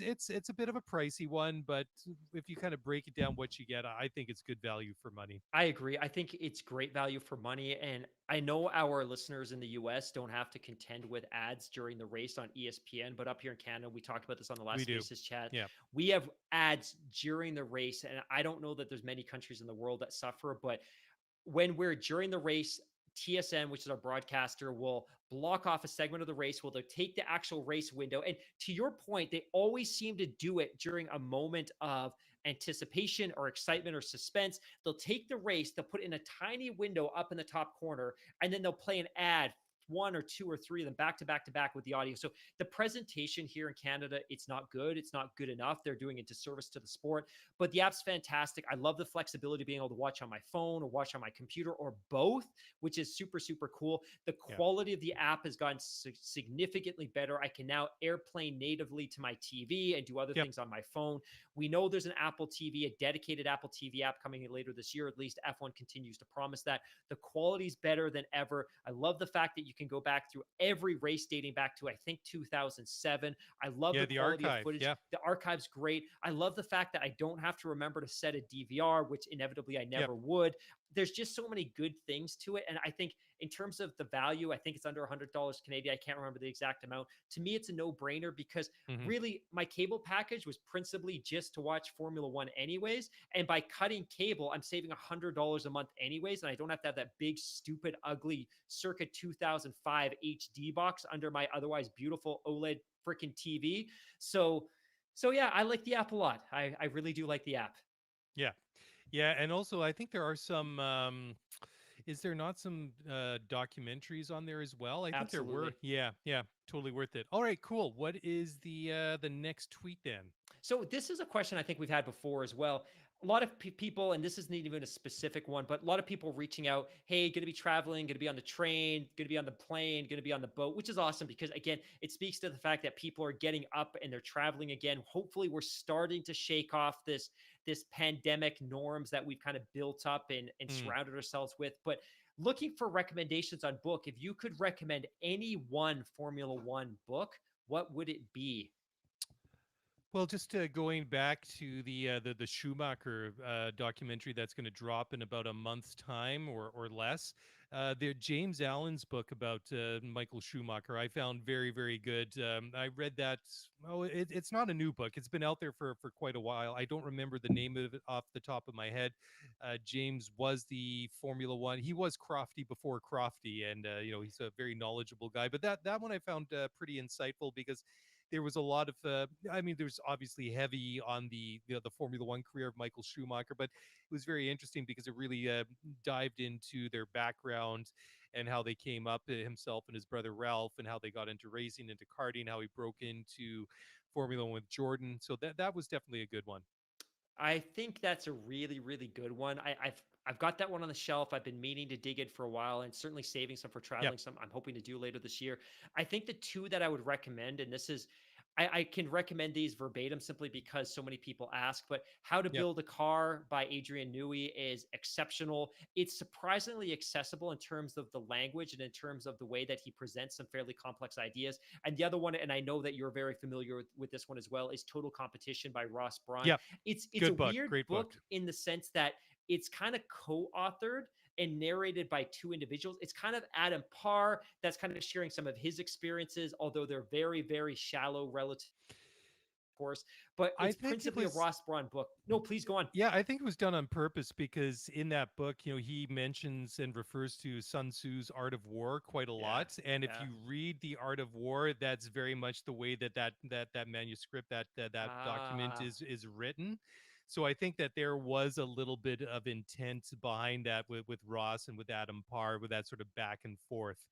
But yeah, it's a great book. It's very insightful, and I love hearing or maybe not hearing, but love getting into the heads of these, these greats of motorsports and some of the people that have done some amazing things. And there was another one that just, oh yeah, and if you're a really technically nerdy person that loves to know how these cars are put together, go onto Amazon or whatever, look up Haynes manual, Haynes, and I think they have the a manual for the McLaren MP44, or is it the 4.5 or the that's a great one. 4.6? And I think Great what one. was it, the FW14B? So if you want to know all the widgets and all the little things that make up a classic Formula One car, they do have several. I think there might be more in that series. So, lots of pictures, but if you want to go down to your local auto supplier and start start getting pieces to build your own McLaren MP44, then you want to pick up that Haynes manual. Oh, that's a great one. Question, Cool. another question for you here as well. Sure. This one comes up all the time. So I'm not even going to attribute this to any specific Sure. listener, but Okay.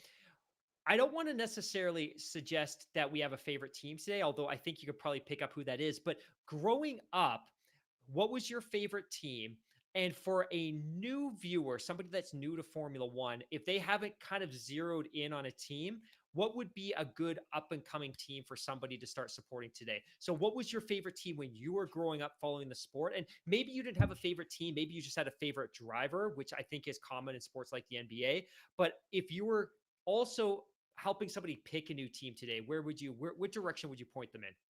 Well, growing up as a kid, I was a huge Williams fan. I was a huge fan of Nigel Mansell, and that kind of carried forward into the Alain Prost, Damon Hill era, and then you had Jacques Villeneuve, and I've always had soft spot for that team going forward, just because I guess it's like your first car, your first job, your first girlfriend or boyfriend. It's you always have that sort of sentimental connection. You always kind of fondly look back at it. But I mean, Mansell was a great driver, and they were a great team in the mid 80s, early 90s, all the way up probably into the early 2000s, and then the decline was, I mean, it's been up and down, and then it got really bad, several years ago, and they've been in the doldrums ever since. But that was my favorite team growing up as a kid. How about yourself?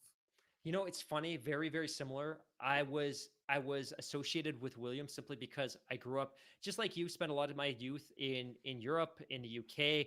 My grandparents were huge fans of Williams. I realized in hindsight it was probably because Nigel Mansell was driving for them, but Yep. we would our Sundays were very structured. So we'd get up in the morning, we'd go to a local restaurant, have a Sunday roast, so roast beef, roast turkey. Actually, never roast turkey, always roast beef. Roast We'd beef, come yeah. home by 2 o'clock. We'd kind of nestle down, watch the Grand Prix, and it was always Nigel Mansell. The funny thing is, and I didn't have this realization until many, many, many years later, but when I was young, I actually thought that Paul Tracy raced in Formula One. And it was only much later that I realized that on alternating weekends, we would watch Formula One and we were also watching Indy. Oh, And okay. when I was young, I couldn't distinguish between the two of them. It was just fast cars going around the track. And I liked Paul Sure. Tracy because he was Canadian, but it also spoke to how big Indy's global footprint was back in the early 90s before the Great series point. split in two Yep. different directions. And I think a lot of people might know, or maybe they don't know, that at one point as a world champion, Nigel Mansell basically jumped from Formula One to Indy. That's how big Indy was, that you could have a prominent world class driver move from one series to the other and be successful. And it would be the equivalent today. What would the equivalent be today? Would that be a Lewis or a Max just moving over to Indy and dominating right away? I think so. I mean, it was pretty earth shattering at the time, and it was very unexpected. I mean, it was one of those headline moments for sure. Absolutely. Yeah. Okay, well, I was going to go into the mailbag here, Yeah, and do I've it. got a whole bunch, but I don't know really where to start. We've got one here. Well, first of all, we got one from our one of our favorite listeners, Bitter Brad in Pittsburgh, at Bitter in Pittsburgh. He's a So, really great Twitter follow, by the way. If you're into pop culture and movies, he's a great follow. And yeah. we've got a number of folks that are in that industry that are great follows. But I've enjoyed his narration on the DC cinematic universe the Oh, last that's couple of awesome. days. Yeah, well, unfortunately I'm going to put this one on because we're already running at about 90 minutes here, and this one Ah, because this is a long one. This is a long. If you want to go there, we can go there because he's asking some questions. So the title of the email is, "Can we talk about Lance Stroll?" Okay. Do we want to tackle this one now? no, I'm out of bandwidth. I'm out of data for the month. Well, it's very. Oh, let's go for it I feel anyways. like But he's first of putting us all, on blast here. no, not really, not really. But first of all, I just want to put it on the record that I'm totally down with the whole bitter in Pittsburgh thing. It's a real town. It's people. They've got real problems there, and I'd rather be bitter in Pittsburgh than sleepless in Seattle. Ooh. Number one, because I'm not really feeling the whole 1990s Tom Hanks rom com thing. And I mean, and what do people in Seattle really have? It's like you went down to the mall, and the Birkenstocks you wanted on sale, they weren't there in your size. You couldn't find a charging station for your Tesla. Your $40 a day latte habit is eating into your finances, and now you don't know if you should be making 4 trips a day to Starbucks, or you got to cut back on those hot yoga lessons. Anyways, I'm going off on a bit of a tangent. When I say Seattle. I'm using inverted commas. I'm actually using Seattle as a placeholder for Vancouver. So I'm really throwing shade at ourselves. I love Anyways, it. so Brad has to say, "Hi, Marks. I've been a little quiet on a between a long vacation and starting a new job, but I'm dropping a handful of questions that have been rattling around in my head into your mailbag. First off, a disclaimer of my own personal bias. You will never, under any circumstance, catch me cheering for a billionaire's son. With that out of the way, I wanted to ask about Lance Stroll as a driver. I feel like between my above stated bias and the way he was portrayed on DTS, brackets here, aloof, dopey, and and close brackets, I've never thought much of him, although he does regularly put in good races and occasionally shows flashes of brilliance. But what I see is more often than not is flashes of danger. It seems like Stroll finds himself in these situations a lot more than other drivers, from contact incidents to blowing out tires to repeatedly Dukes of Hazarding. Cue the Waylon Jennings here. His F1 car over the curb at Monaco. Sometimes it seems it's the only way to guarantee an incident that will not involve Stroll is if it happens at the front of the pack. So I'll guess I'll break this down into three questions, and I'd like to ask that you reserve all of your Canadian pride for the third one. Number one, is Lance Stroll a reckless driver? Number two, even after several years in F1, is skipping F2 and the experience he'd have gained there hurting him? And number three, am I being too mean? Thanks for continuing putting on great shows. My wife and I have been doing a lot of road trips this summer, and your podcasts have been essential. Bitter Pittsburgh Brad. So, number three, yes, you're absolutely being too mean. And I say that obviously a little bit jokingly, but I'd love to hear what you think about Brad's analysis, and if you want to start tackling his questions. Yeah, so first of all, I feel terrible for his wife that she's regularly subjected to listening to us on family road trips. I actually completely agree with his analysis. I don't I like his assessment that he came across as a little bit aloof and a little bit dopey Hmm. on Drive to Survive, and I've picked up on that a couple of times in interviews. He seems sometimes a little bit disinterested. He seems a little bit distracted. I would strongly disagree that he's a dangerous driver. I feel he's a perfectly capable driver, but I'll admit that I become increasingly frustrated with him as his careers progressed. To me, he feels very much like an Andrew Wiggins, and this is the perfect NBA parallel, which is a kid that entered the premier level of the sport in which they compete with Hmm. all the tools and resources in the world. So Andrew Wiggins came from a family where his father was a former NBA player, his mother was an Olympian. He was incredibly gifted, he was incredibly capable, had all the tools in the world, but just hasn't delivered and executed at the level that we all believe he's capable of delivering at the premier level. Lance, I was feeling really good about him at the beginning of last season. If you remember, despite the retirement in Austria, he had a seventh, a fourth, a ninth, a sixth, a fourth, a ninth place finish. Then he scored that podium in Italy at Monza. It was looking really good. He had a terrible midseason. He had COVID. He had three retirements in four races. He missed a race because of illness. He was 13th in Imola. He did score a podium in Sahir, but ultimately the back half of his calendar was pretty poor. For me, it's not about the fact that he's a dangerous driver, because I don't think he is. I think he's a fairly reliable driver, and I like his racecraft. I don't know if he has the same degree of motivation that other drivers have. In fact, I would like to see him take more risks, to be totally honest, as part of his driving. I don't necessarily see him making that aggressive move, that overtake on the inside, that racy overtake on the outside. I don't see enough of that from him. And again, we see some flashes. I just don't see enough. And I love him, and I still believe he could become a really prominent competitor in Formula One. I just don't know what his motivation is. And I think that's starting to show a little bit. And again, to me, he's the Andrew Wiggins of the Formula One. Hopefully, Andre and some of our other NBA listeners agree, but I'm becoming increasingly frustrated because of that, because I think he has all the tools, he has all the resources. I don't think he's delivering, and don't think he's delivering because he doesn't necessarily have the same motivations as some of these other drivers. I don't know. Do you agree, or do you see it differently? Yeah, I think he also Brad makes a good point too, just about really sort of accelerating up into Formula One at such a young age, and maybe not having the benefit of having some extra time in some of the junior formulas. May have I don't want to say hampered him, but really didn't.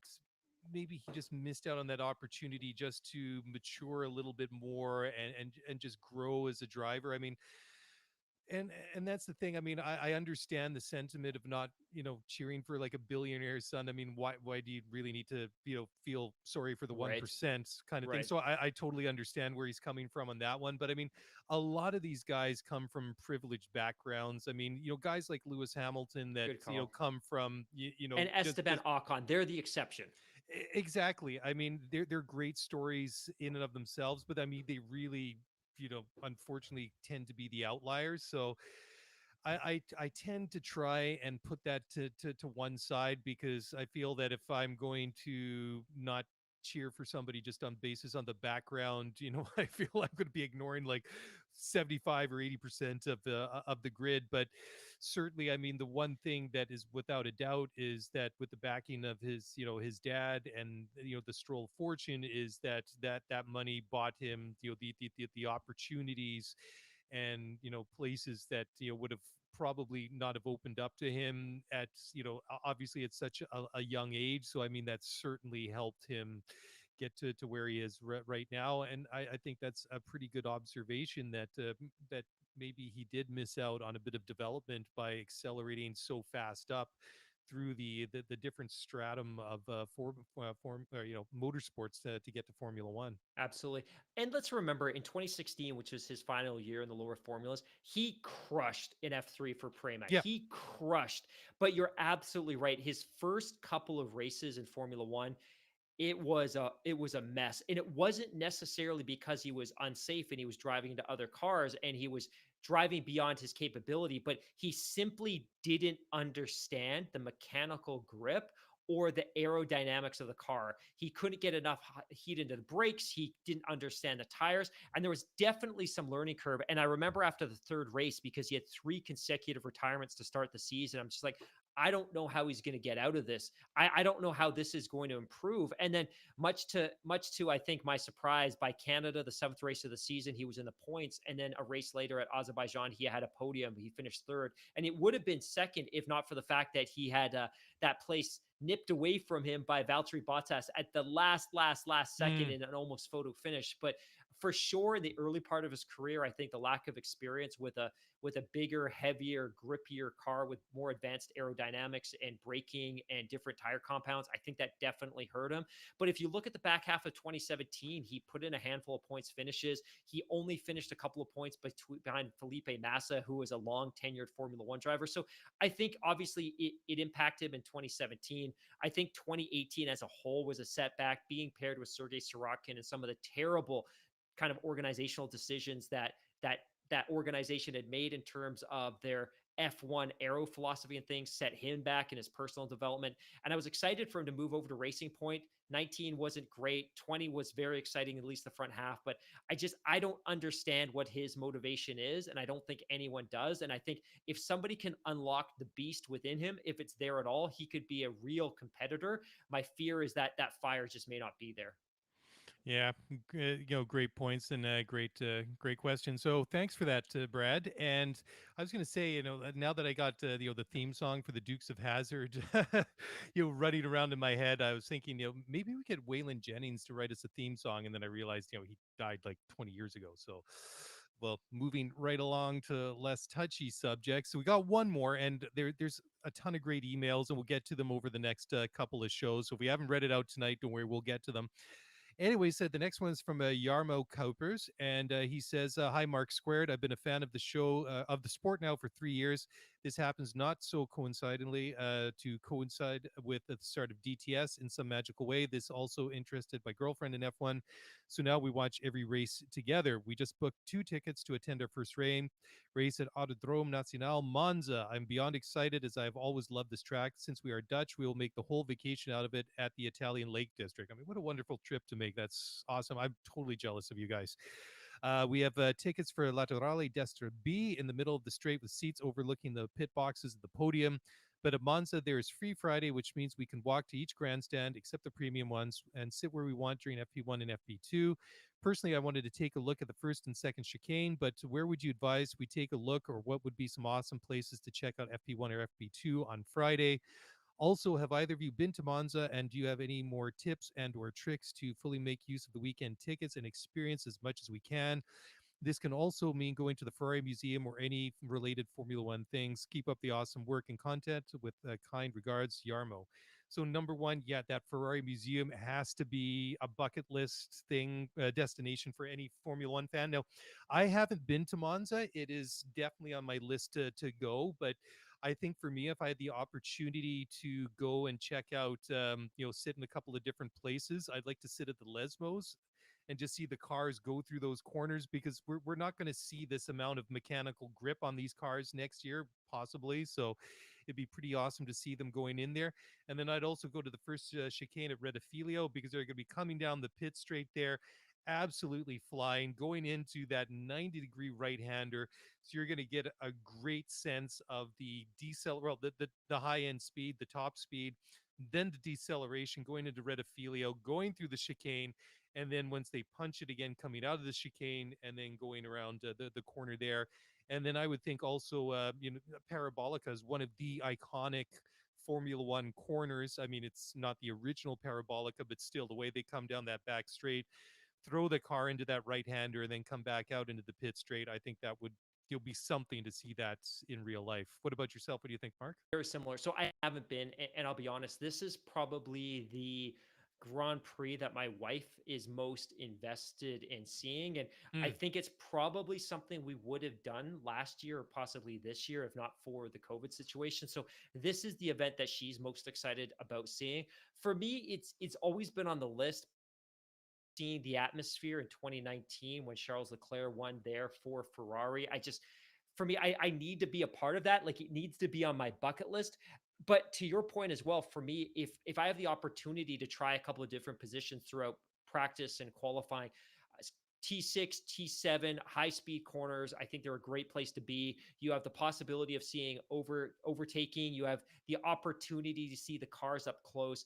I always caution people when they go to their first open wheel racing event to stay away from grandstands that are on straights.